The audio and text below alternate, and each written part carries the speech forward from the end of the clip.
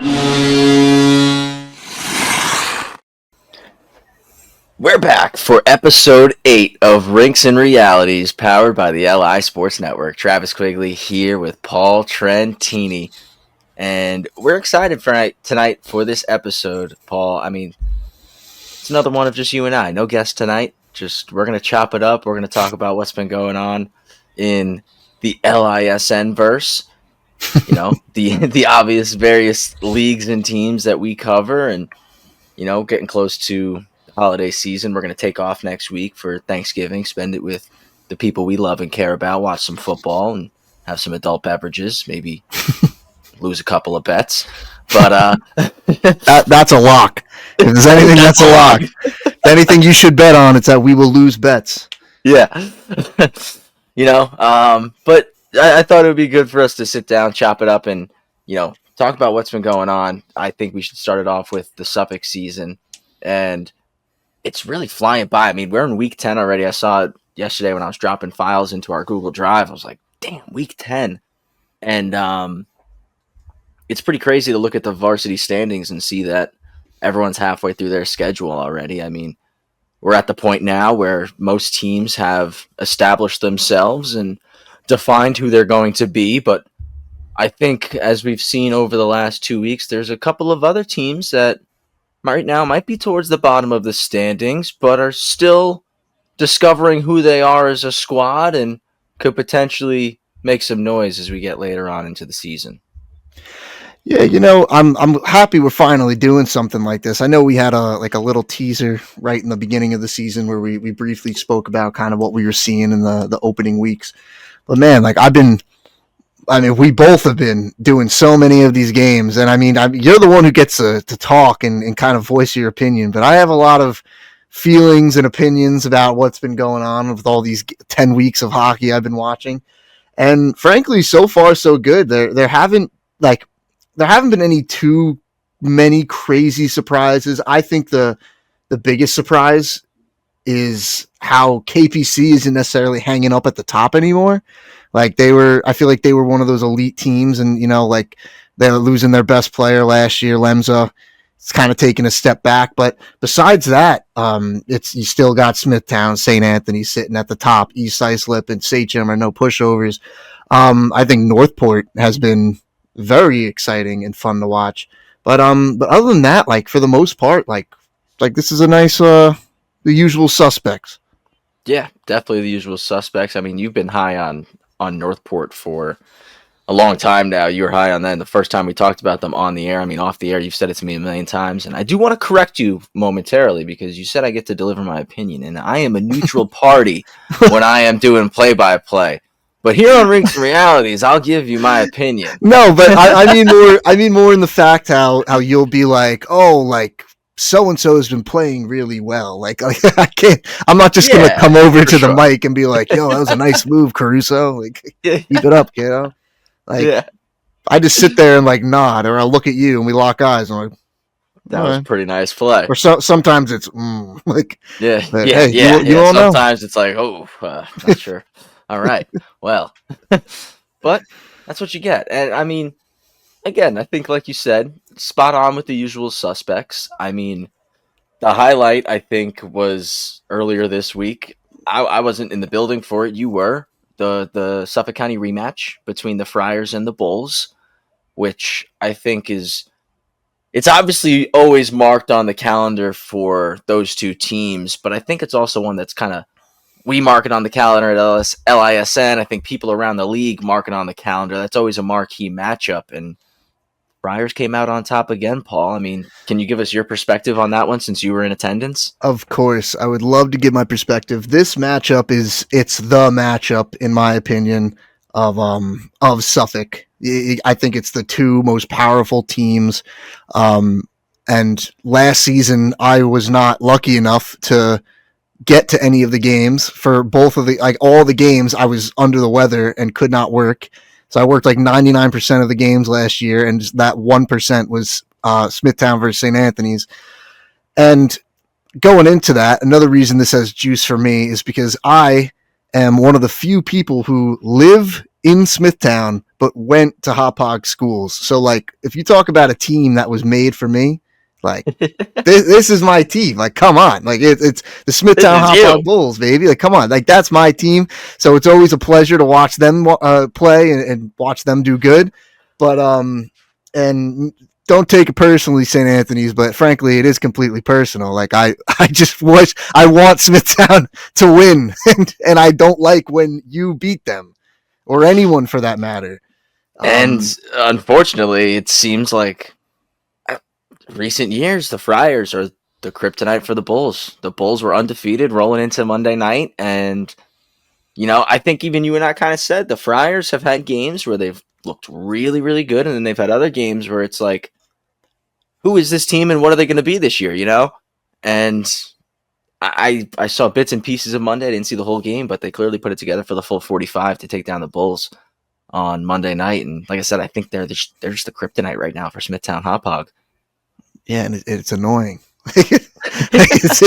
It's frustrating. It was the same story last year. It was Smithtown and St. Anthony's. They were just riding at the top. I think St. Anthony's was undefeated. Smithtown had one loss. That one loss coming to St. Anthony's, and then in their rematch, I think Smithtown beat St. Anthony's in overtime. Like it's just toe to toe. Like every year, it just seems that it's like this is the matchup. And of course, like EI and Sachem, like they're right there too. But I just feel like the rivalry runs deeper for Smithtown versus St. Anthony's. I see it in the attendance. Like it's these guys, like they don't like each other. No. And I mean, you even said it. You're like, that was our intern Magnus on Monday. That was his first like real hockey experience because he was fired up after that when you were saying. So like it just goes to show those two teams, they bring it each time they face off against each other. I want to take a look, middle of the table here. It's pretty tight when you look at the standings between 3 and 6. 4 points separating those squads: East Islip, Sachem, Northport, and KPC. Do you think that one of those four teams, has the potential to knock off one of those two squads at the top, and instead of saying like we have for the last 4 seasons that the Friars or the Bulls are champions, that we could be saying one of those teams are champions this year? I completely think that is possible. I mean, you look at East Islip. East Islip, I believe like a couple of their losses came very early on in the season, and since then have gained their footing and seem to just be mowing over teams. Sachem has the most goals for in the league. They have more than St. Anthony's does. And like just East Islip, you got LaFada, Sachem, you got Calber, Northport, you have Caruso. Like these are heavy hitting guys, like who, in my opinion, like kind of stand head and shoulders above a lot of other players in the league. And when you have a guy like that, especially at this sort of at this level of hockey, like a player like that could take over the game. We saw it last year with Pollard and Stauffer. Their teams, their record didn't necessarily reflect, but like the West Islip would lose 10-4, Pollard 4 goals. Like those types of players can make their mark on the score sheet, and I think with the right supporting cast, like they're good to beat anybody. Yeah, I mean, going back to those two players from last year, Pollard and Stauffer, we got to see firsthand the show they gave us last year Absolute when pleasure West to Islip and watch. Middle Country played. I mean, I think it was 6-5 overtime. Harold had 4 goals. Kieran had 5 goals. OT It was winner, nuts. like it was Yeah, it was craziest bananas. game between two teams that maybe had like a combined one win. Like it Yeah, was such a good game. one of the games of the year. Oh, it was But probably the game of the year. yeah, but I think you're right. Guys like Evan Lafada, JT Caruso, Cam Calber, they can take over a game. I mean, you see it when you look at the varsity leaderboard right now. Calber 1, Lafada 3, Caruso 4 in points. Those guys single-handedly can and will take over games if you give them the time and space. They've proven it time and time again throughout the season. I mean, one team that has been very interesting over the last couple of weeks, Paul, that we got to see last night and obviously we record Thursday nights. This doesn't come out till Friday, so we got to see them Wednesday night. I should preface that. And they lost the game in overtime, but they took those Tigers the full 45 minutes plus, and certainly had a chance to win the hockey game. The Middle Country Cougars.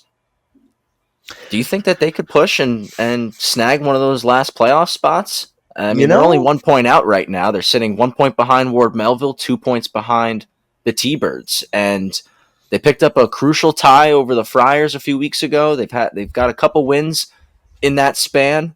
They were one shot away from winning the game last night. What do you think and project for them in the second half of this varsity season? you know, Middle Country, like it's interesting because they lost debatably a top two player in the league last year in Stauffer, and though their record doesn't necessarily like portray it so well, like they are a much better team this year, and I really feel like with the ebbs and flows of a season, I think you give them a little bit more time to play, give them a couple more practices. I don't know, games like last night, that puts a lot of faith into a team, into a locker room, and I mean you're definitely one to kind of relate to, the not so successful team managing to squeak it into the playoffs and then making a run. Like it has happened before. It's not uncommon. And No, like you brought up before, that's St. Anthony's tie.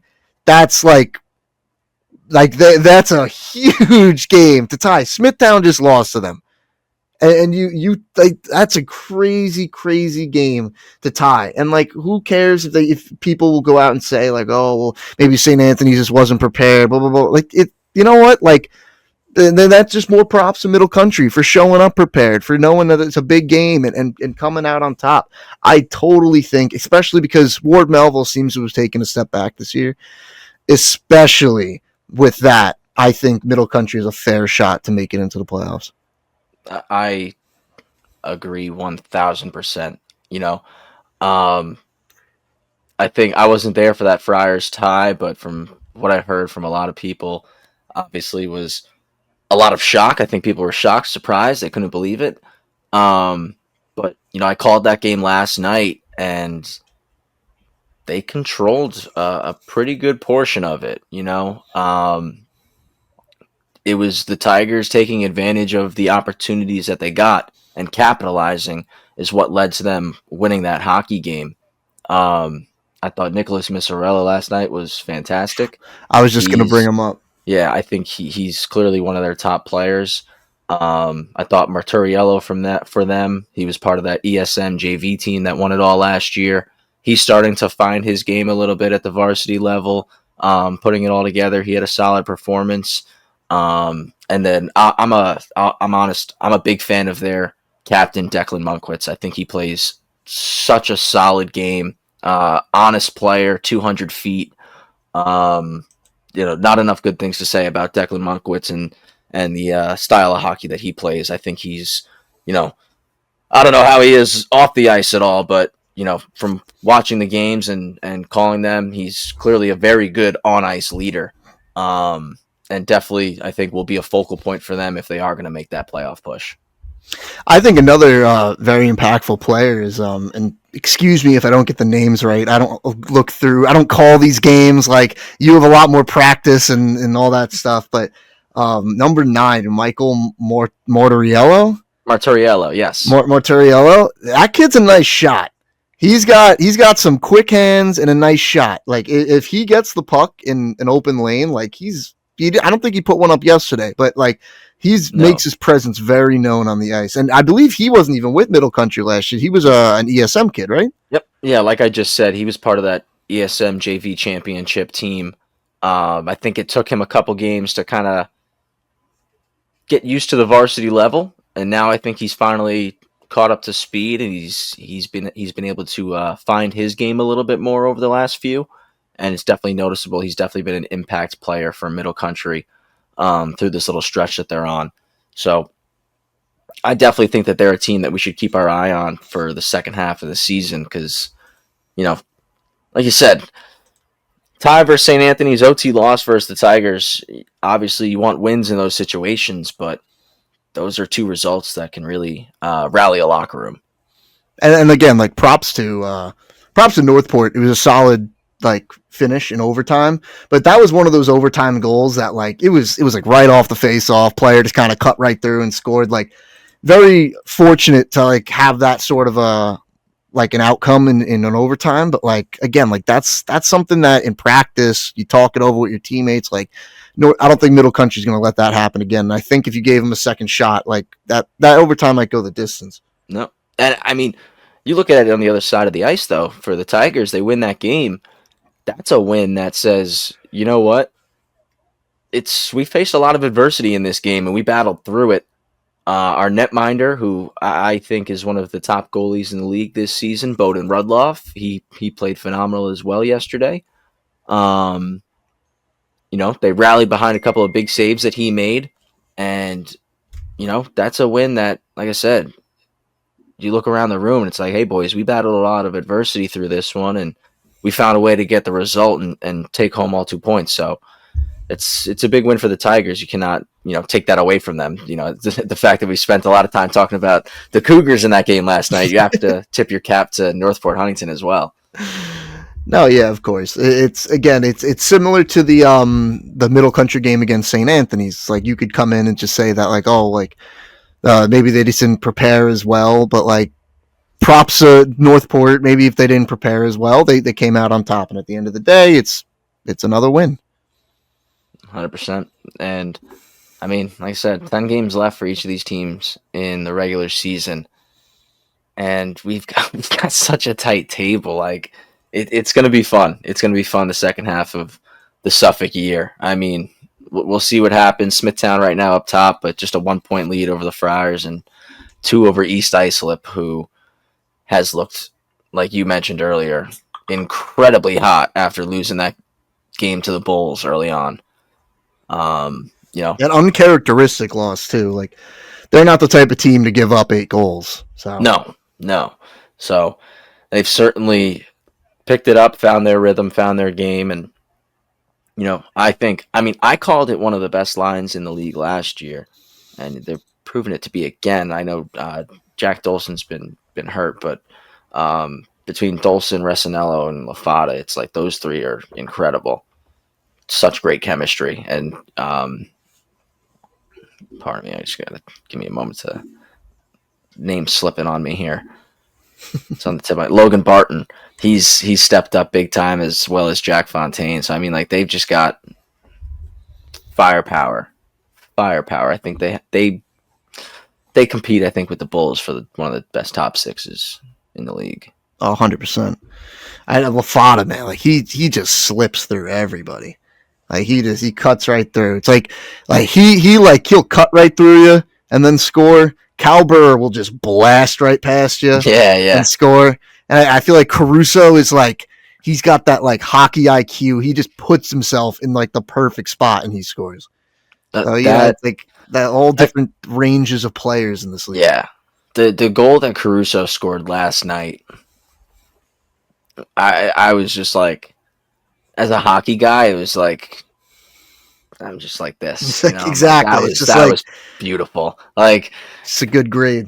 He's just, like, 2 hands on the wheel. Finds the loose ice in the neutral zone, stays on side receiving the stretch pass, which was not an easy pass to receive. Basically gets it back to net, spins, gets the breakaway, puts the shot off the glass, fights off a stick lift, and redirects it back over the goalie's pad and in. I'm like, dude, that was ew. Like, ew. Yeah, no, it's 2 hands on the wheel type of hockey. It's checking his mirrors before he makes a turn type of hockey. Like it's great. And again, like everyone loves to be in a fast car and you're cutting up through traffic a little bit like LaFada does, but like that, there's something about that respectable, just safe, smart hockey that I feel like Caruso plays. 100%. Yeah, you're right. And obviously those 3 guys are just a small portion of what makes up the league, but those 3 are 3 of the top 5 in scoring right now, with Marcus D'Arico, and Chase Saunders is up there as well right now, 18 points for him. D'Arico's second with 21 points. So he's been having a solid year for the Yeah, Bulls. no, and no disrespect. I know we've been talking a lot about Lafada, Calber, and Caruso, but those to me are players that really stand out on their teams. Smithtown is just like I feel like it doesn't matter who has the puck. Like they're just gonna same thing with St. Anthony's. Like they're just gonna punch you in the mouth. Like no matter who it is, you can't let up. I think for the names we mentioned earlier, those are the, you know, individuals that can take over games. Whereas I think the Friars and Bulls have multiple individuals that can take over games. Yeah, it's just like they really and like honestly, like I think this is where like most of the credit and like their success comes from. I think they just play super well as a team. Like and not that everyone is playing terribly as a team, but like I really think that like it's like that new show Pluribus was telling you about. It's like they all got a connected mind. It's like they all just know what Yeah, everyone's gonna do. And like it's yeah, and then you even see it in last game, the Smithtown St. Anthony's game. Dubois was back out. He was in uniform. He took warm ups and he sat on the bench. Well, sat is a loose word. He stood on the bench the entire time. Like the kid was just full of energy. juiced. Yeah, and like I think that just for somebody to get fully dressed up in equipment that probably doesn't smell so great, and like and the other thing I noticed, he held his stick the entire game. Like he didn't need that, but he was Oh just yeah, like it was ready like to go. it's just like a comfort thing for him. Like he just Yeah, oh had to yeah, hold it. And again, like I think that just speaks to the locker room they got and like the team that they like they play for each other. yeah, It's yeah. nice. And you can definitely see the like you mentioned, the chemistry that they have. It's evident. So Suffolk's been fun through the first 10 games. 10 more games left in the regular season for the varsity guys, and it's going to be a wild ride to the finish, I think. So over the last 2 3 weeks, we're on our second week here. We started the New York Islanders High School Hockey League, Paul. And I know Yes. you're usually over at the Rinks, but with the New York Islanders League, there's all the Nassau teams, and I know you don't get to see those guys too much, but I mean and again we don't do as many games in the Nassau League as we do the Suffolk League, but we've had some fun ones off rip already. I mean we do the Tuesdays and Sundays in Bethpage and Fridays in Long Beach, which we just picked up the third day out in Nassau, so more varsity coverage this year for the NYIHSHL. But first game of the season that we covered, Paul, overtime. Day after we got overtime, Sunday night, my first day calling games in the Nassau League, we got an overtime game. So there's been some really tight matchups and some fun games through the early portion of this season. Yeah, no, I know I really don't work many Nassau games. Again, it's mostly just due to location. Like the Rinks is like my backyard, so it's easy for me to shoot in and out of there. But I had the pleasure of going to a game at Dix Hills this past Sunday. It was Syosset versus Half Hollow Hills. I don't know if anyone was listening, but Syosset's like my Nassau team because that's where my father's from. I got cousins who live there. Like so, go Braves. That's my team. I was very happy to witness one of their wins. And no, it was a very good game. They played Half Hollow Hills, who just mopped the floor the other night with the former champs. But it was a close game. I think Half Hollow Hills came out to a lead early. Syosset tied it in the second and then secured it in the third. And like it's nice seeing a different pace of play compared to Suffolk. Yeah, it's definitely different. It's obviously a bit more eye opening because you get to see all the talent throughout the league. Yeah, I mean you got to see a tight matchup really between Hills and Syosset there. I saw Hills, like you said, really show their offensive prowess against Beth Page, which has been very surprising.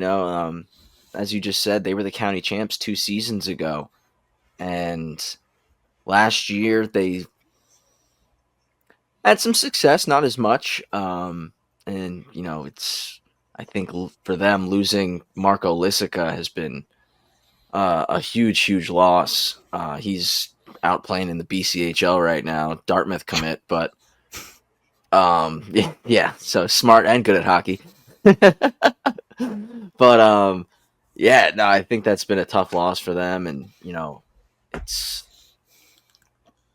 going to be interesting to see how the rest of the year goes for Beth Page. On the other side of that game, though, for Hills, you got to see them. I saw them. I was pretty impressed with Hills, and still early in the year, but they could be a team out in Nassau that does some damage this season. Yeah, no, I mean, similar to what you're saying about Lisica, yeah, I've seen the same sort of thing over in Suffolk. I mentioned before, like, KPC, they're not drowning right now, but you could definitely feel the loss of like a player like Lemza. Sachem is doing a little bit better of a job hiding the fact that they lost Leisure.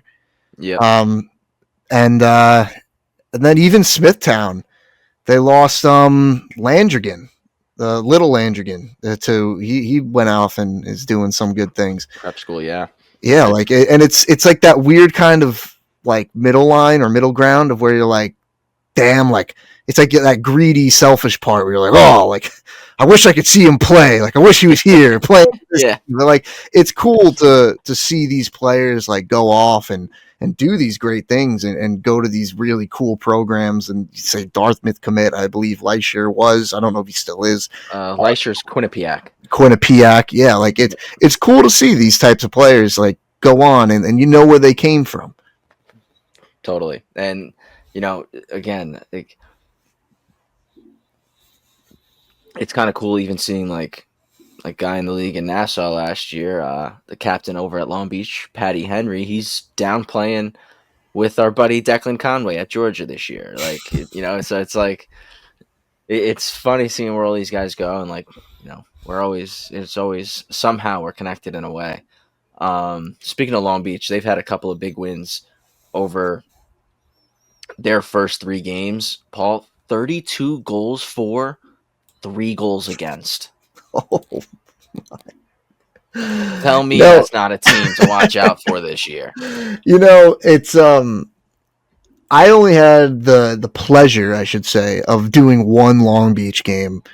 It was last season. I couldn't even tell you who they were playing, but that was my first experience with all the theatrics that come in, where Yes. they what was it, shipping up to Boston, or it's like some bagpipes or whatever. Like Yep. they come out flying. They got their own little locker room behind. Shouldn't say little. These guys would probably kill me, but like they probably no, like they got this sick locker room like behind in Long Beach. Like it's such a cool town. Like the people who show up. It's not that sick. I believe, it was my locker room when I played junior hockey there. It's not that sick, and it is well, also. don't crush. Like, let me think that it's like MSG. It's got like the whole thing. Like, just I was never going in there, but For sure, fair. I believe when we went last time, we even got some off the ice theatricals. I think there was a fight.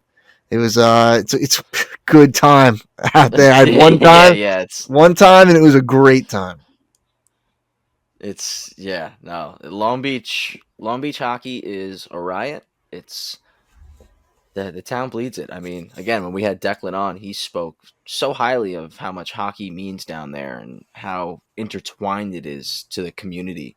It's like surfing in Long Beach in the summer, hockey in the winter. It's just weird too. You never think like hockey and beach. So like for a place to be called Long Beach and they're like just nasty and have this such a cool culture, like it's cool. Yeah. So I think, clearly they're a team to watch out for. I've been impressed. I was very impressed with Hills the other night. I mean, Alex Blessy's off to a roaring start, 13 points in 3 games, leading the way right now in the whole league. They've got a couple of different travel players that, kind of like we were talking about with Suffolk, have the ability to take over a game a little bit. The Hornets do. That is Jet Lucas, Petros Patsalos. I think this guy might be one of the best players in the league. Is Jonathan Wheeler. He's the captain of the Hornets right now. Tore it up last year. I think he is a big reason and will be a big reason if they succeed.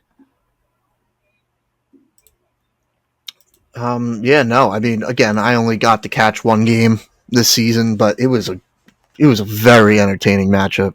I mean, especially because with Suffolk, I won't name any teams or any leagues or anything, but like there's some games we go to and it's a bit of a slugfest, and that's with 3 games. Like we get a 1 in 3 chance, and the game is like, all right, like it's no Smithtown St. Anthony's.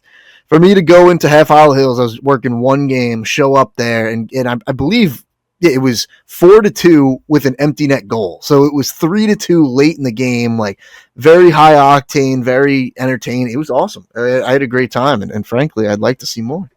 Yeah, and we'll get you in the rotation out there in Nassau. One team we haven't talked about, Paul, which you did see last season, I'm sure you'll probably see this season. The reigning defending champs, the top dogs, Belmore Merrick. They're also off to a hot start in this season.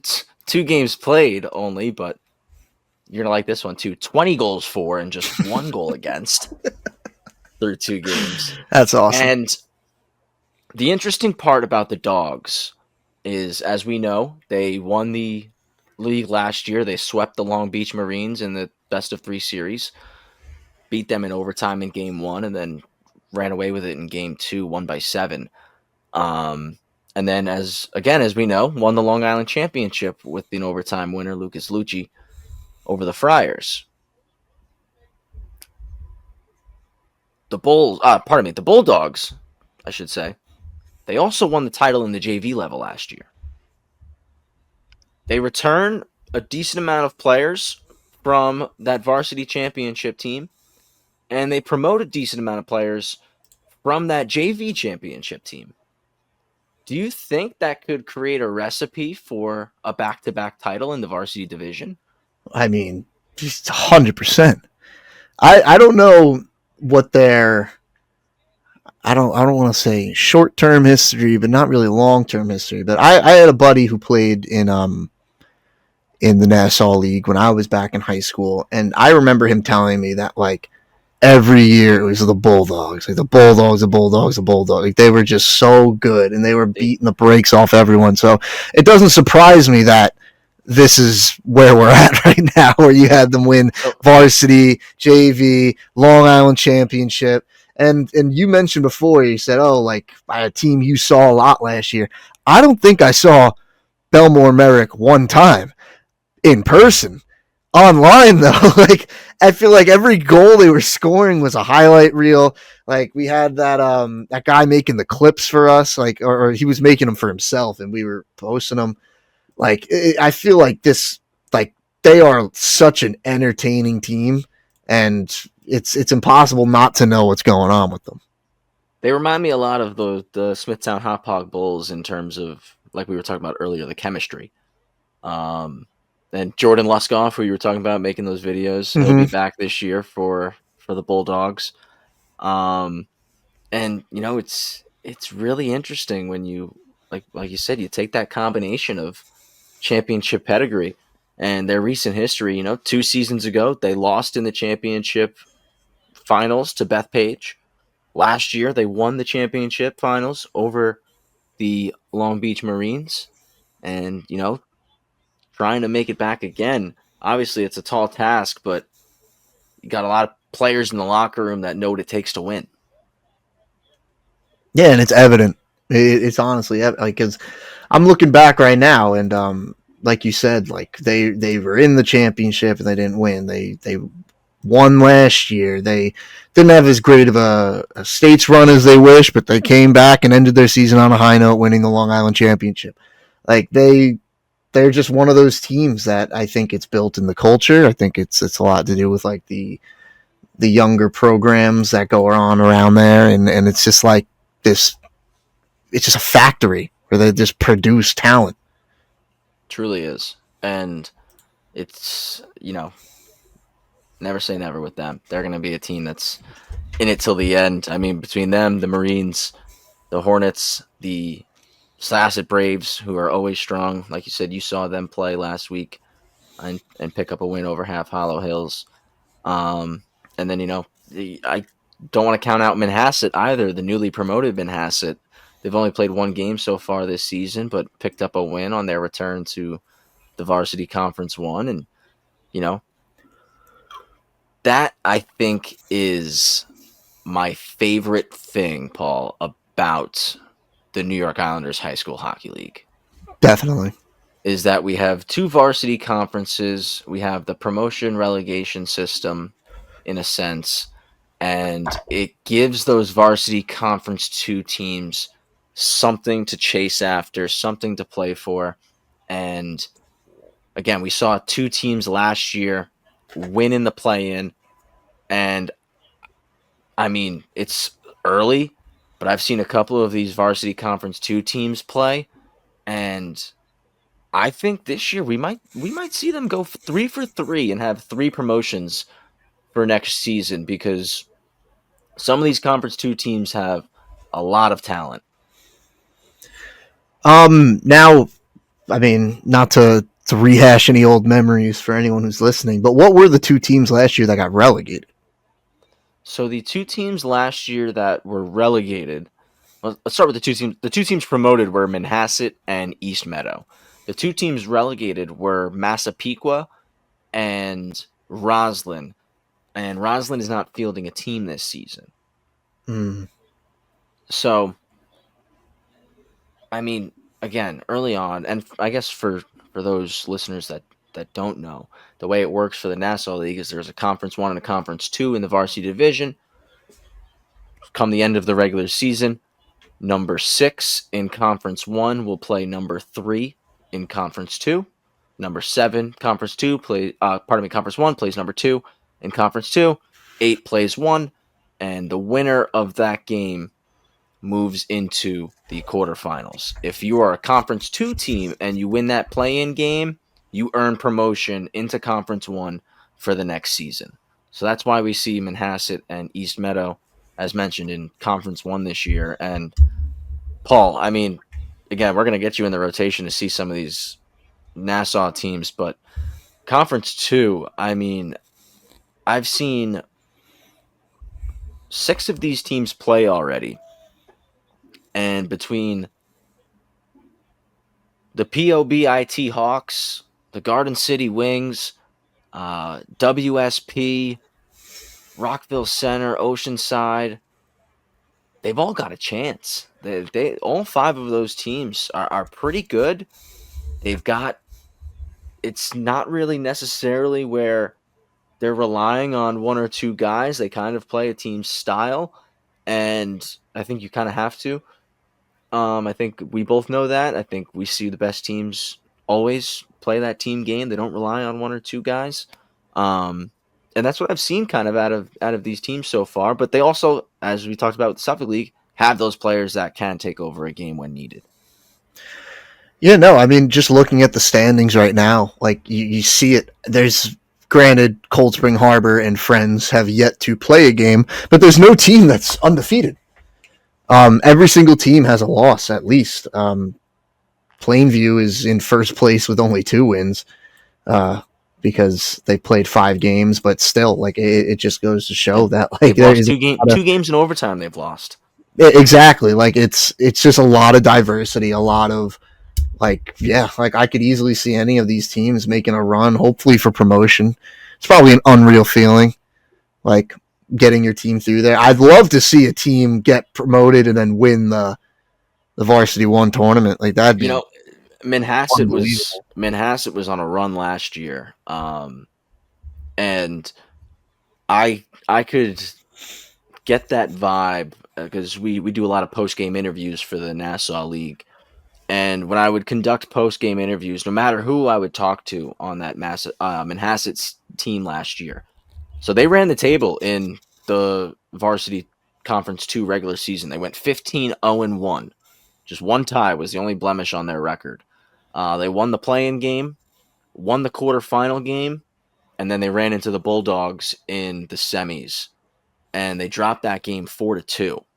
Mm. But I remember just talking to those guys in interviews, and exactly what you just said is what they kept saying is We want to be the first varsity conference 2 team to jump up and win it all, and we believe that we can do it. Um, and the way that they played proved that they could do it, and in my opinion, gave the Bulldogs their toughest test until they got to the Long Island Championship. Hmm. Yeah, the Bulldogs, man. What a squad they got. I have no problem saying though, and you can come at me if you'd like. They need to do something about those jerseys, man. That's just ridiculous what they got going on there. I'm a simplest, all right, and this has nothing to do with the fact that the Smithtown Bulls have the exact same design as the New York Rangers. That's just coincidence. It's just the cherry on top of the best Sunday you've ever had. But Oh man. like I think less is more, especially when it comes to jerseys. Nowadays you're seeing this like everywhere in the NHL. Everyone's trying to like have these eccentric, like crazy jerseys. Like I love just the simple, you got the stripes on the arms, you got maybe you got like the little stripe that goes along the like the waist, like that's it. And frankly, there's just so much going on with those Bulldog jerseys that like You just want it to be I think clean. they're exactly like look at Long Beach. I know, and that's like me saying, "Hey, St. Anthony's, look at Smithtown." Like it's like you don't want to be compared to them at all, but like, it's Long Beach is just clean, clean. I like black jerseys too, so that's a bump for me. Fair. That's fair. So two more things we wanted to cover before we wrap up today.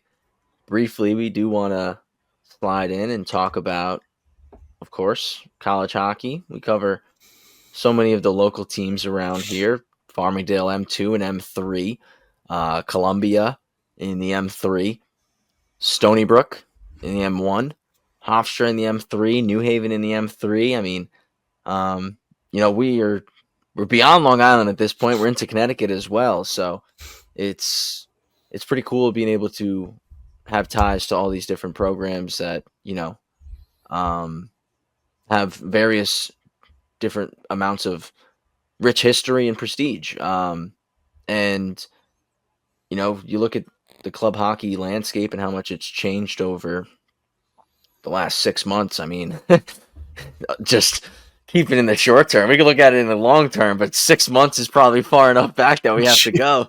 My God, man! I mean, you could literally make it today. Well, with Farmingdale's announcement today, like I they was have I their was like I was gonna it's say congratulations to Farmingdale and Sacred Heart for getting the bump up to ACHA D1 next season. Snaps. snaps. But yeah, like But it's been. I feel like every time I open up my phone, it's Farmingdale's in the new league. Like I wouldn't be surprised if 2 months from now, it's Farmingdale's getting relegated to the AHL. Like at this point, dude, they're flying up. So, no, you never congrats know. to them. It's cool. I like.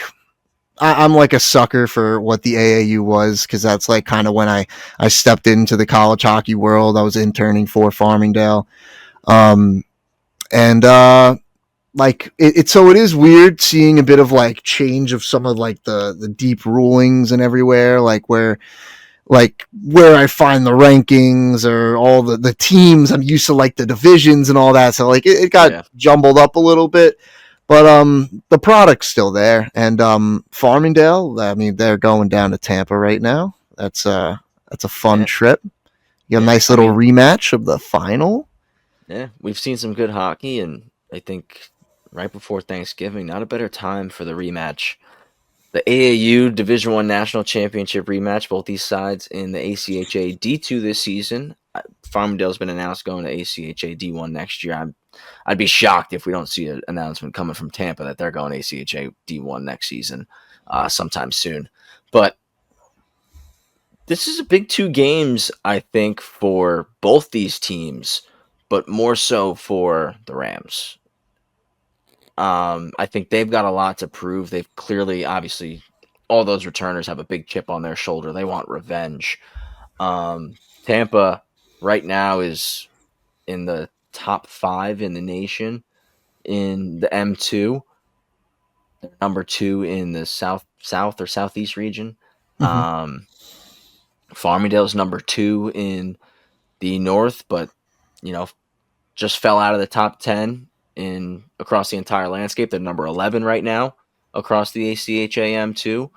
So this is a big game for them in terms of national landscape rankings. Obviously, it's not really going to help them much for the regional rankings, but national landscape. This is, I think, one that I think a lot of people are going to be tuning into both these games, Friday and Saturday. No, yeah, and frankly, like this just like ties a lot into why I love Farmingdale hockey so much. Like people talk about like the underdog, like David versus Goliath, like Farmingdale, like dude, like living on Long Island, there are people who like you mentioned Farmingdale State College, and they kind of like turn heads, like they barely know what it is. And to see them like in these huge matchups, like they're so high in the rankings, playing schools like Binghamton.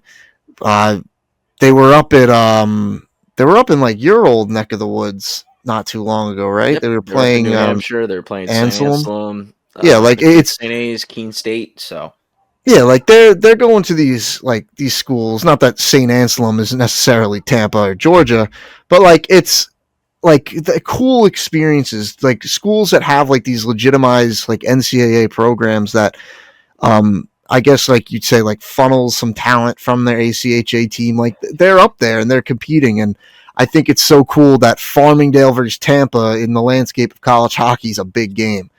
Um, and again, props to Tampa. Last year they got the better of Farmingdale, but yeah, like I couldn't be more happy with where Farmingdale's headed, with how they've been performing, and I'm excited to see what happens next year because they're moving into a completely different conference, and again, like I don't know where they're going to be in 5 years. who knows? But opportunity is obviously there. But I think looking ahead in these two games before the Thanksgiving break, it's like like I said earlier. I think on the national landscape, this is two hugely important games for both these sides, and I think is going to really let a lot of other teams and people know um, who's for real and who's not. And if these two teams split this weekend, what's to say that you're not looking at a potential ACHA D2 national championship game between these two squads? No, I think that's totally valid. I think there's no reason that shouldn't be on the radar. Two teams that are obviously they're top 15 teams, top 20 teams in the nation. They're clearly projected to at least make it to the national tournament. So say these two teams play tight matchups this weekend. You never know. Sky's the limit for both these squads. Obviously, we know Tampa's electric. They are a fun team to watch, and well deserved national champions from last season. And they've been on a run to start this year as well. They've been hot. So tough test for Farmingdale. I know they're going down. They're going to be enjoying the Tampa Bay Lightning game before taking on the Spartans this weekend. As they should. As they should. Enjoy the trip. But no, I think that'll be a fun one, and obviously a lot more on the horizon with Columbia, and you can't forget we've got Stony Brook M1 and Farmingdale M2 coming up December 13th, which is going to be I think it's going to be such a fun game because you reignite the rivalry between the two top club hockey programs here on Long Island. Yeah, no, I think I'm just like I'm thrilled. I feel like it's going by so fast. Like that's the craziest part. Like already looking at our schedule and like the games that we're covering, and like oh damn, like we only got like like a very limited few left. I don't want it to go by so fast, but it's fun. It's also been interesting being around this team for so long, like seeing like the changing of the guards, like not just amongst the other teams, but we could literally say the leagues and the players that are on Farmingdale, like just like the different identities. Like this is like a completely different squad from the team that I first like came in under, and it's cool to see that the success is really carrying over. Yeah, they've certainly built a culture there. I think we both know Maisie, and phenomenal guy, and definitely does a good job of trying to make sure that um, he sets a winning standard for the group. So you definitely see it. Um, so definitely excited for those two games over the next weekend, next 2 days, I should say. Um, Before we go, one last thing that we wanted to cover before we head out, and I know that I've been juiced for this, Paul. I know you have been juiced for this, Paul. But we're about a month away from the SCHSHL All Star Game and Skills Competition, and I mean, do you want to tell everybody what our format's going to be, or do you want me to do? I'm so I excited. mean, I could give the rough generalized format. I don't know how intricate you want to get with it, because and I know you have like the cheat sheet in a way of like how it's being broken down. I don't know how exactly you want to portray it. So, well, I guess the basic gist of this is going to be that we get to be, nicely involved in the All Star game. We get to have a good part. I get to throw the skates on and be part of the skills competition. Unk. We've made a slight tweak to the skills competition this year. No more team relay. We're going to add a skills challenge to the mix. So I think that one should be a fun event for everybody to participate in. But I'm most excited for the All Star game, in which we're going to do the same thing we did last year, 3-on-3 tournament, 4 teams, but we're doing a draft, and the play-by-play voices for LISN that you are so used to hearing, myself, Ryan Brannigan, Brady Campbell, and Kevin Broderick, we are going to be the general managers of those four said teams. I mean, like, I'm fired up. I'm so fired up. Paul's going to be my assistant GM. I've already hired him. He signed on the dotted line. And we collectively are going to put together the greatest Suffolk County High School Hockey League All-Star team of this century. And if you're not on our team, no offense, but be offended. Like it's, we only want the best. We want the clean cut. You know, put their head down and just skate. Like we want that sort of that mentality. We're here to win. We want We're here to win. we Exactly. want the fastest skater champion. We want the hardest shot champion. We want the skills champion. We want the breakaway challenge champion for both the skater and the goalie. We want the goalie to win that challenge too. We want him to shut down the college shooters. And we want the winning team. That's all we Most want. importantly. We Most want the importantly. winning team. And we're going to put together the winning formula. The most exciting part about this, I think, Paul, is we're also going to have an opportunity for four captains to have a part of the process. And we're going to do a draft for the four captains, and those captains will join the general managers and assistant general managers in helping pick the team. So I think that is also something that is a really cool aspect of it. Gets the guys involved, and the players have a piece of building out the rosters that they're going to be a part of and the players that they're going to get to play with in this showcase. Yeah, no, and it's exciting. It's always exciting for me to not have to work camera for a night. Very looking forward to that. But it allows me to just be more involved in what's going on. I'm always shooting the camera at everybody and at every goal and all this. But this allows me to really focus on up top and see what's going on. Yeah, and it's going to be a fun night. It's going to be an exciting night. A lot more details that have yet to be finalized that we're waiting to finalize, and I am really excited to share once they are finalized. But just a little teaser for everybody to look forward. A couple weeks out, Suffolk County All Star Game, and it's going to be one big show. It's going to be a lot of fun. Yeah, no, I can't wait for it. It was a great time last year, and we made some tweaks, and I think it's going to be even better this year. 100%. 100%. So I think that's going to do it for us, Paul. Is there anything else that you wanted to cover today before we kick it off Um, for not next week, but 2 weeks down the road? Nothing more than just to really. I was not kidding, Belmore Merrick. I I do not like the jerseys. Please do something about them. Please.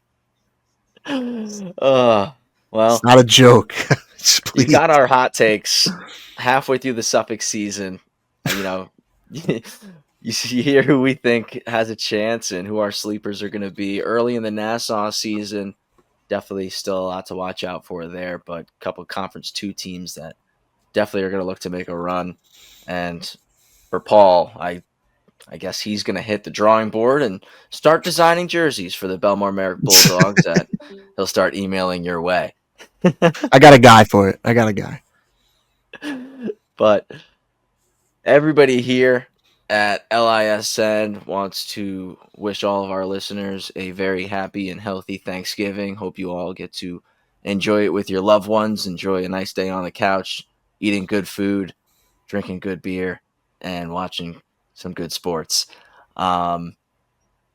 As always, can't do what we do here without our man behind the scenes, Wally Mitchell. Thank him for everything that he does. On behalf of Paul Trentini, I'm Travis Quigley. Have a great rest of your day or night, everybody. And as always, we'll see you next time here for another episode of Rinks and Realities, powered by the LI Sports Network.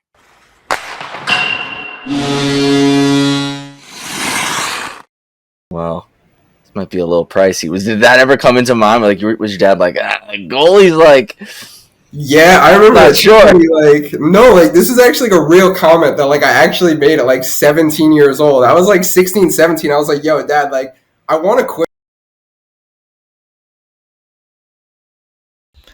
Just want to say real quick, just because he enjoyed it so much last time, shout out Sam Musnick, favorite intern and favorite listener.